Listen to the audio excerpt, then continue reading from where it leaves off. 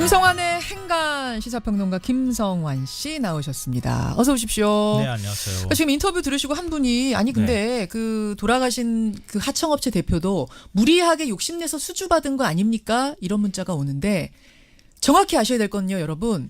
이 회사는 자기들이 공장 가지고 이렇게 따로 하는 회사가 아니라 수주받은 계약 업체, 기내식 업체에 들어가서 인력을 데리고 들어가서 마지막 포장을 해내는 업체였던 거예요. 네.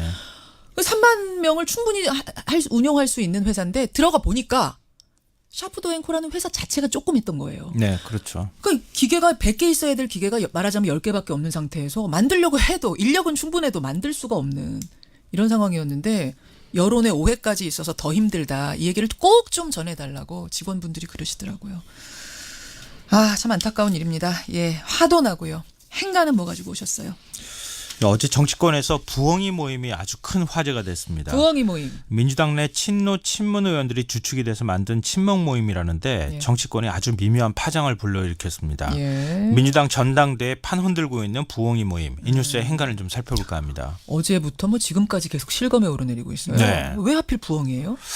저도 그게 궁금하더라고요. 근데 부엉이는 밤에 활동하잖아요, 그렇죠. 주로. 그리고 문재인 대통령의 애칭이 앞에 문자, 성을 따서 달 이거잖아요. 예. 그래서 부엉이처럼 밤새도록 잠을 자지 않고 달인 문재인 대통령을 지킨다. 뭐 이런 의미라고 합니다. 그러니까 모임 멤버는 뭐 20여 명이다, 40여 명이다 보도가 좀 엇갈리긴 하는데요. 이 노무현 정부 청와대 출신 의원들과 문재인 대통령이 영입한 인사들이 주축을 이루고 있다 이렇게 예. 알려져 있습니다. 평소에는 SNS를 통해서 소통을 하는데 뭐 비정기적으로 만나서 뭐 식사도 하고 뭐 그런 일종의 이제 친목 모임이라고 얘기를 하고 있습니다. 몰랐잖아요, 우린 지금까지. 그렇죠. 그런데 전당대회 준비, 그러니까 당대표를 누가 출마할 것인가, 누가 될 것인가 이런 얘기가 한창 오가는 중에 느닷없이 등장한 언론의 혜성처럼 나타난 부엉이 모임. 이 뉴스의 행간 이면에도 뭐가 숨어 있습니까? 그게 바로 첫 번째 행간과 관련이 있는데요. 첫 번째 행간은 예. 내가 바로 부엉이 모임 멤버요입니다. 누구 얘기예요? 이 부엉이 모임의 실체가 공개되는 과정이 좀 특이해요. 대통령 집권 초기죠. 여당 내에 일종의 개파 모임이 있다는 사실이 알려지는 건 대통령한테도 큰 짐이 될 수 있거든요. 물론이죠. 통상 그러면은 이런 모임이 있다 이렇게 언론 보도가 나오더라도 예. 에이 무슨 소리야 그런 모임 없어 이렇게 시치미를 뚝 떼주는 게 맞아요. 그래, 있다 왔다는 하더라도 거죠. 예, 그렇게 해왔고 예. 근데 이번에는 특이해요.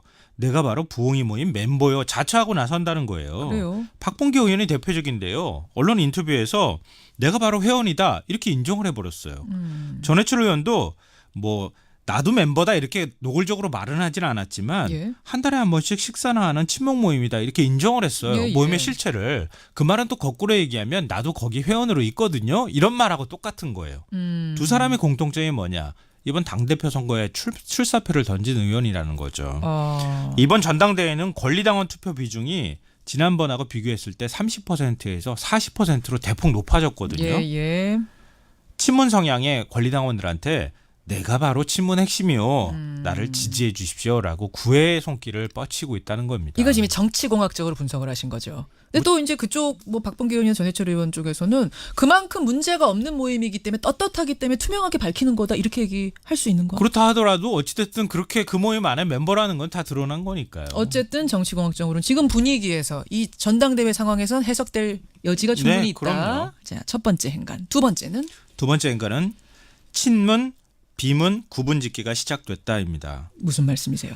누군가를 구분짓는 일은요 의외로 굉장히 쉬워요. 너 누구지? 라고 물어보거나 나는 누구야? 이렇게 정체성을 밝히는 순간 구분짓는 거예요. 어허. 나와 너, 우리와 남이 딱 갈라지는 거거든요. 예. 난민 문제도 마찬가지잖아요. 종교, 피부색, 문화 당신은 우리와 다릅니다라고 말하는 순간 난민과 비난민이 딱 구분되는 거예요. 예.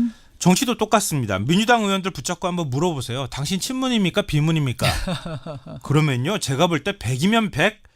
난 친문이야. 난 문재인 대통령 당선에 제일 1등 공신이라고 말했을 거예요. 예. 지금까지는. 좁게 보느냐 넓게 보느냐 했을 때 넓게 봐서 친문 아닌 민주당 의원이 어딨냐 이렇게 그럼요. 다 얘기 당연히 하죠. 근데 부엉이 모임의 실체가 공개되는 순간 그런 프레임이 깨진다는 거예요. 앞으로 보십시오. 예. 친문이냐 비문이냐 그 경계선이 바로 부엉이 모임이 될 가능성이 높다는 겁니다. 그건 거꾸로 친문 비문 프레임을 강화하는 효과로 나타날 겁니다. 그래요. 마지막 행간. 마지막 세 번째 행간은 우리처럼 망할 수 있다입니다. 누구 말입니까? 자유한국당 김성태 대표 권한대행이 한 말인데요. 어제 한 말이죠.